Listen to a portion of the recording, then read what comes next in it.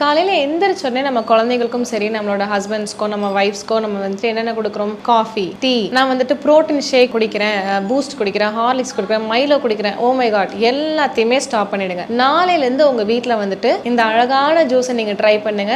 என்னன்னு கேட்டிங்கன்னா, வெள்ளை பூசணி juice, white pumpkin, ash card. So கண்டிப்பாக இந்த ஒரு ஜூஸ் வந்துட்டு உங்களோட லைஃப்பில் ஒரு பெரிய பெரிய மாற்றத்தை கொண்டு வரும். வெள்ளை பூசணி ஜூஸ் எப்படி போடலாம்? நீங்கள் வெள்ளை பூசணியை தோல் மட்டும் நீக்கிட்டு ஒரு மிக்சியில் போட்டு நல்லா அரைச்சிட்டு ஒரு மெஷ் கிளாத்தை வச்சு நல்லா வடிகட்டி ஜூஸை மட்டும் எடுத்துட்டு கொஞ்சோண்டு உப்பு, பெப்பர், தேன் ஊற்றி நீங்கள் சாப்பிடலாம். வீசிங், சைனஸ், ஆஸ்துமா இருக்கிறவங்க வந்துட்டு எடுக்காதீங்க.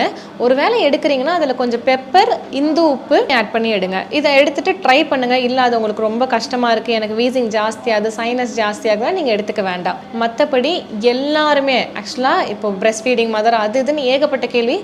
எல்லாருமே வெள்ளை பூசணி ஜூஸை ரெகுலராக எடுக்கலாம், வாழ்நாள் முழுக்க எடுக்கலாம். அவ்வளோ அருமையான மருத்துவ குணங்கள் அந்த ஜூஸில் இருக்குது.